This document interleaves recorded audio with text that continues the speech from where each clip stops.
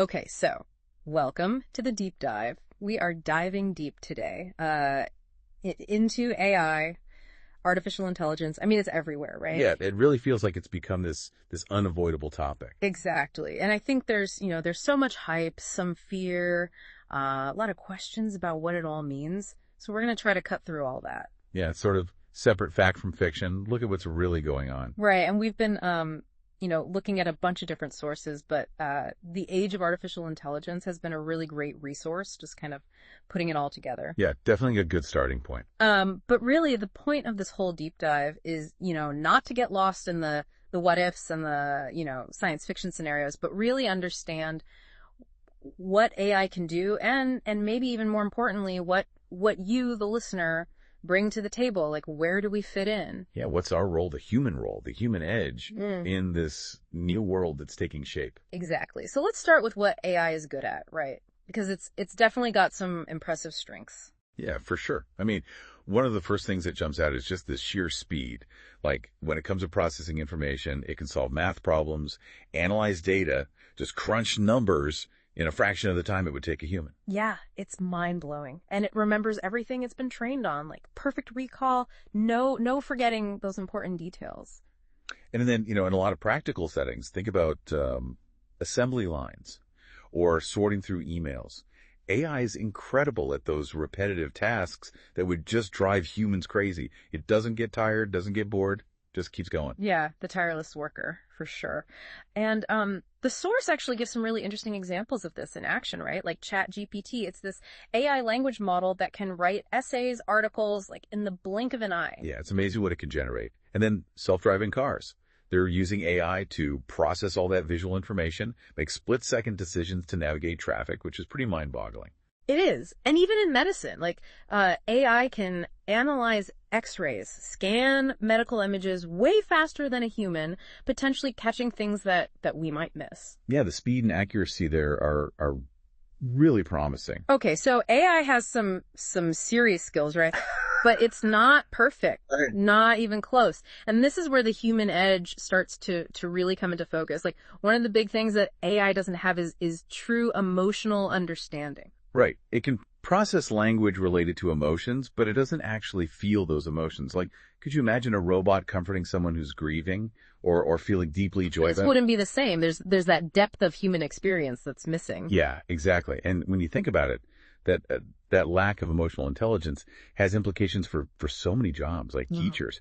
AI might be able to explain concepts or even grade papers, but could it inspire a student the way a human teacher can? Or build those relationships, create a nurturing environment. Exactly. And, think about nurses, therapists, even comedians and actors.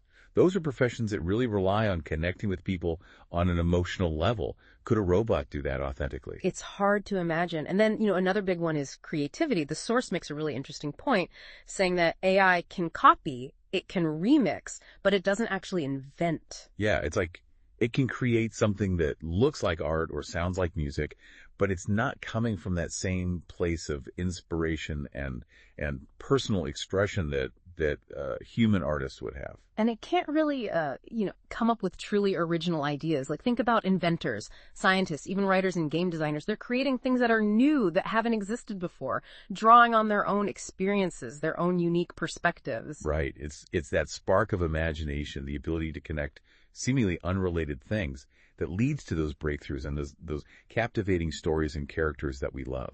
And speaking of stories, there's this,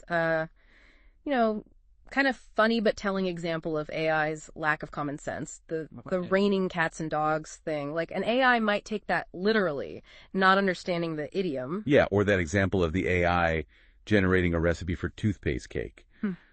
It just shows that it doesn't have that real world understanding that we develop as humans. Right. So, all of this points to the enduring need for humans in the workforce, for our unique skills, this human edge that we keep talking about. And let's get specific about what those skills are and where they'll be really valuable, going forward. Okay, so first up, jobs that require, those emotions, that human connection we were just talking about. Teachers, nurses, therapists, social workers, all those roles where empathy and building trust are essential. Yeah, because those are the professions that deal with real human needs and emotions. And then, the creative fields, artists, musicians, writers, designers, AI can be a tool, sure, but it can't replace the human vision, the emotion, the originality that drives those fields. And what about jobs that require physical skills, adaptability, like a plumber, an electrician?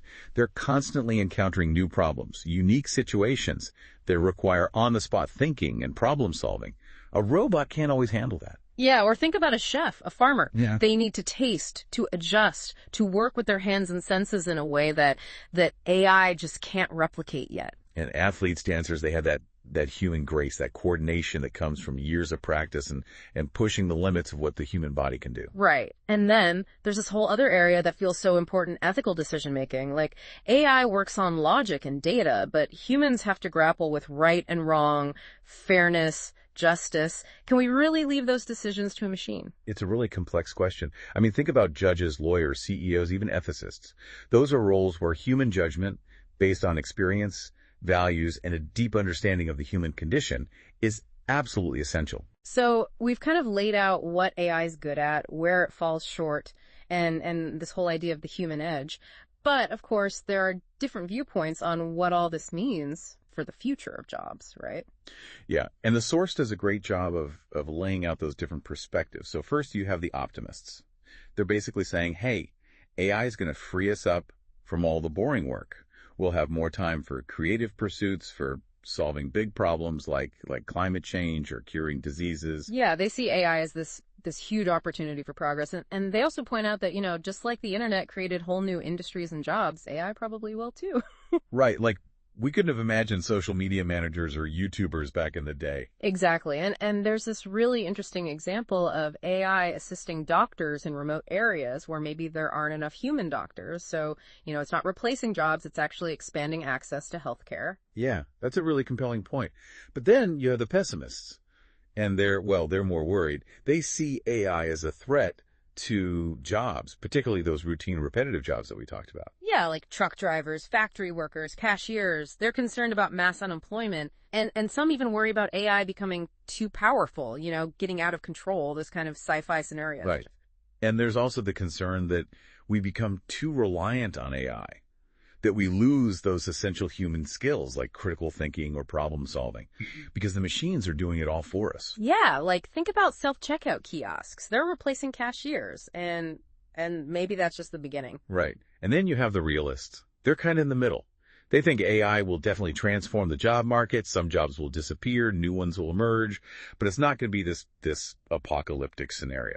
Yeah, they see it as more of an evolution, a shift, and they really emphasize the need for adaptability, for lifelong learning. Like we need to be ready to learn new skills, work alongside AI, and kind of evolve with the technology. Yeah, and the example they give is AI assisting teachers with grading, freeing them up to spend more time with students, actually teaching and mentoring. Right. So it's not about AI taking over, but about finding ways for humans and AI to work together effectively. Yeah, finding that balance. So, with all these potential futures swirling around, what can our listeners do to prepare? The source has some pretty solid advice, and it really comes down to focusing on those uniquely human skills that we've been talking about. Yeah, so first and foremost, nurture your creativity, whether that's through art, music, writing, whatever sparks your imagination. Because that's something that AI, at least for now, can't replicate.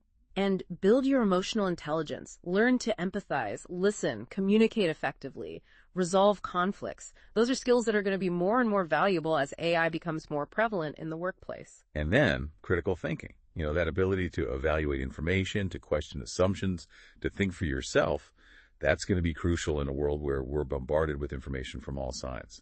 And then, it's not just about human skills. It's also about understanding AI, becoming comfortable with technology. You don't have to be a programmer, but having a basic understanding of how AI works, what it can and can't do, that's going to be really helpful. Yeah. And maybe even see AI as a tool like Photoshop for an artist or a spreadsheet for an accountant. It's not replacing you.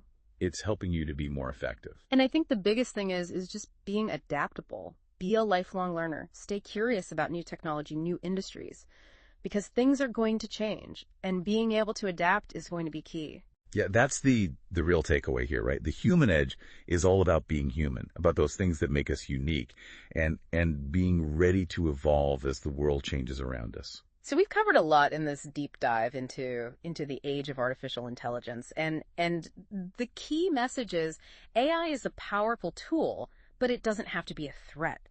It's about understanding its capabilities, understanding our own strengths, and finding ways to work together. Yeah, it's not about humans versus AI. It's about humans and AI, finding that synergy, that collaboration that allows us to achieve more than we ever could alone. And I think the final thought from the book really sums it up perfectly. It says, AI can write a poem, but it can't fall in love with the words. It can solve a problem, but it can't dream of a better world. That's why the future still belongs to you. That's powerful. It really speaks to the essence of what it means to be human, to have those dreams, those aspirations, those emotions that drive us forward. AI can be a part of that future, but it can't replace the human heart, the human spirit. And on that note, we'll leave you to ponder that. Thanks for joining us on the deep dive. Thanks for listening.